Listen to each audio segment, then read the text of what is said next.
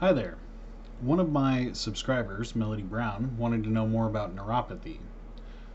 And what more fitting topic for somebody who works in a pain research lab at the Yale School of Medicine? So I thought I would cover this topic in at least a little bit of detail here, and I might make some more videos about it later, depending on how complex people would like me to get on the topic.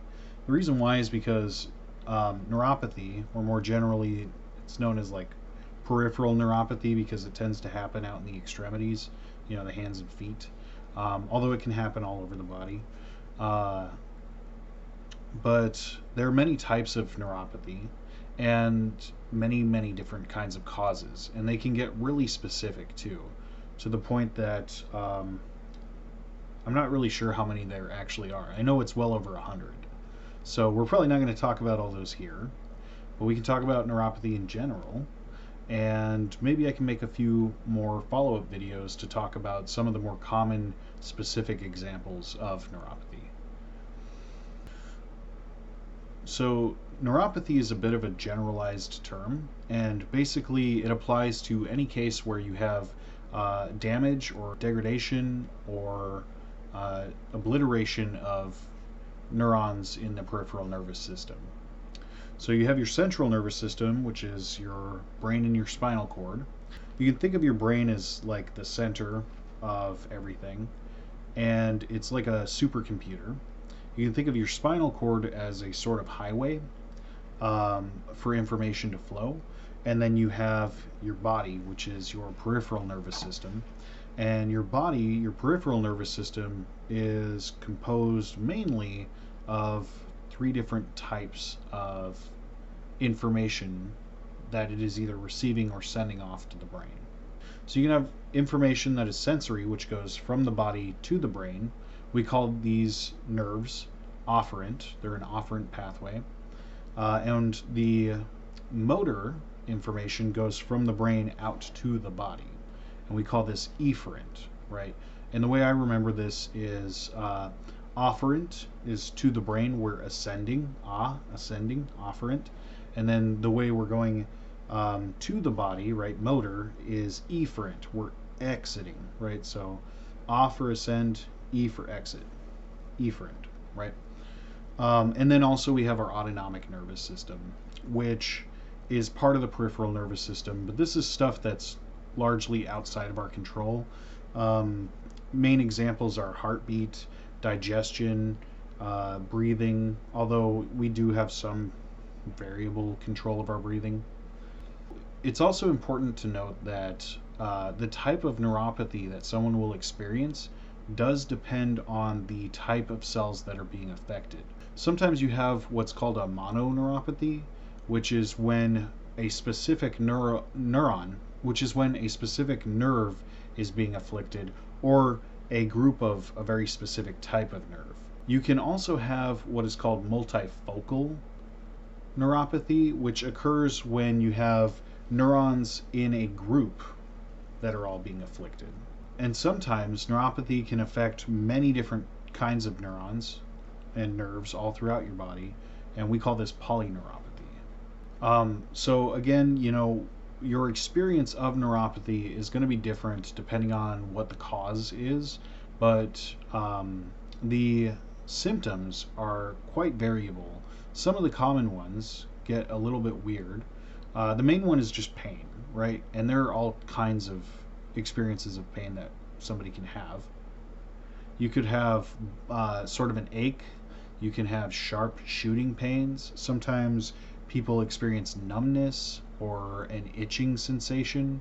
Sometimes people get this weird feeling like they're wearing a glove on their hand even though they're not, or they feel like they're wearing a sock on their foot even though they're not. You can also have throbbing or shaking or even weakness of the muscles. Although neuropathy affects people of all ages, we see neuropathy occur most often in the elderly. Besides age, there are other risk factors that can come into play here. One really common, perhaps the most common example of this is diabetes and other metabolic syndromes. People with like high blood pressure, high cholesterol, um, tend to experience neuropathy more often, uh, especially people who regularly consume alcohol. Uh, and that is largely related to um, nutrient deficiency. And another main cause of neuropathy is in people who engage in repetitive behaviors and actions. This often happens in the workforce. Say if you're on a worker's line and you're constantly shifting from one side to another, right? You'll start to get neuropathy in the area of your body where your nerves are starting to get compressed over and over and they kind of rub. And we would consider that a trauma induced neuropathy. Uh,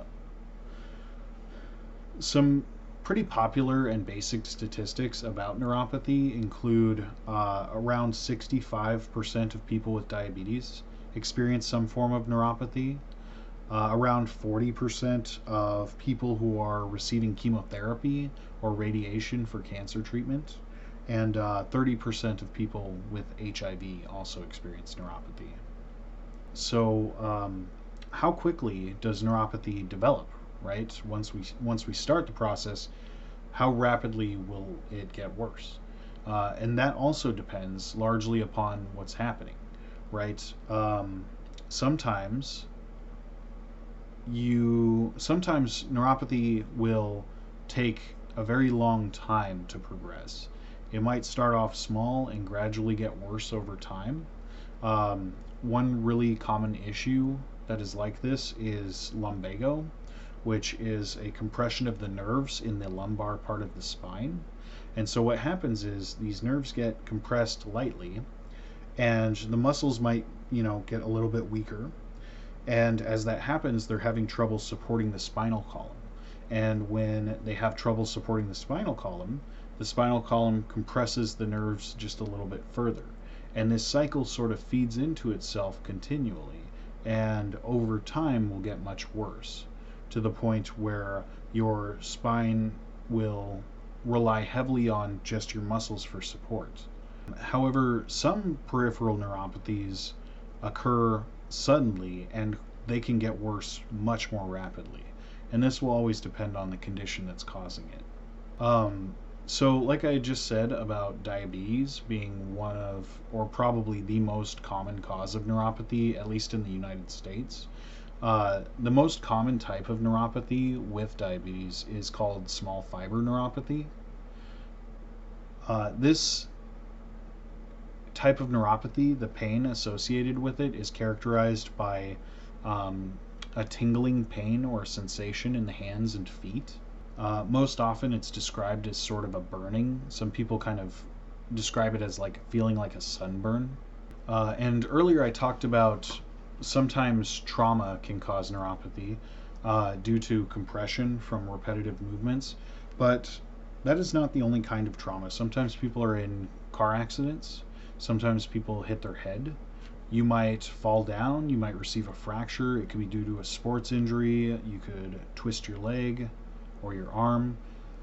There are many different types of traumatic causes for neuropathy. Sometimes neuropathy can also be caused by genetic conditions or autoimmune disorders or even infections. One such common syndrome is known as Guillain-Barré syndrome, in which the immune system actually attacks the nervous system. There are other immune disorders that are like this. Another common example is lupus. Rheumatoid arthritis is a lot like this, as well as other demyelinating neuropathies. Infections can also cause neuropathy. Things like chickenpox, HIV, syphilis, Lyme disease, leprosy, West Nile virus, and another really common one is hepatitis C. There are other health conditions that cause neuropathy as well. They can stem from problems with the kidney and the liver. Hyperthyroidism is a really common one. Neuropathy can also be caused by tumors. Oftentimes, when a tumor grows, the cells of that tumor start to press against and compress nerves and cause that compression trauma that we talked about already. And also lymphoma, and there are many others, really. And also, like I mentioned earlier, sometimes just medical treatments themselves can cause neuropathy. The main examples of this being radiation and chemotherapy for cancer. Another really common form of neuropathy stems from vascular disorders. Whenever blood flow is not getting to where it needs to go, or it's not getting there in a sufficient amount to deliver good enough oxygen, you'll see neurons start to die in that region. This can also be caused by inflammation, blood clots, or vesiculitis. Earlier I talked about how neuropathy is also more common in people who engage in alcoholism or alcoholic drinking. This is often accompanied with a diet that leads to not receiving proper nutrition. And the really common thing with this is that the person's not receiving enough thiamine. And so we often see with these people neuropathy within the hippocampus, and what accompanies that are symptoms of inability to record new episodic memory. If it gets bad enough, that person might even be diagnosed with Korsakoff syndrome, which is the inability to form new memories. These people are sort of stuck back in time, wherever they were last before the final transition happened, and they couldn't record anything new. There are also a good number of inherited diseases or disorders that can cause neuropathy. And sometimes neuropathy occurs and the cause is not directly known at all. It can just happen. I imagine a fair degree of it happens just with age. Just normal, everyday wear and tear, neural degradation. So, again, let's talk about some of the common signs and symptoms of neuropathy. The first, probably most common one, is a sort of pins and needles feeling, a tingling or sort of stabbing sensation all over the hands and feet. Sometimes people get burning or throbbing or even sharp stabbing, sometimes electric pain. Sometimes you might experience changes in sensation, where something that is not normally painful becomes painful. I think we describe this as allodynia. Or you can have the reverse of that too. What would normally be a painful stimulus is actually dulled or not painful at all. It doesn't just have to be a pain stimulus either. It could be any kind of sensory stimulus. You might not be able to feel as well. Like I had said earlier, you might have the sensation of wearing a glove on your hand or wearing a sock on your foot. Other symptoms include falling or a loss of coordination. Sometimes when we have neural degradation in our cerebellum, it throws us off balance. If we have it going on in our parietal lobe, it might cause us to feel like pain is happening somewhere in our body where it's not really occurring. Or we might just lose feeling in that part of the body. Muscle weakness, spasms, twitching, these are all common symptoms of neuropathy. Including a loss of muscle control or even muscle tone. Sometimes the loss of muscle tone or control is so severe we might even experience paralysis. If the neuropathy is occurring within our digestive tract, that might be associated with digestive problems. We might have problems with our bowels or our urinary tract. This can also lead to sexual dysfunction and unintentional weight loss and a whole other myriad of issues all over the place. So that's like a brief overview of what neuropathy is. I hope you found that useful. I might make a few more videos about specific conditions that cause neuropathy and how that neuropathy manifests with that specific condition.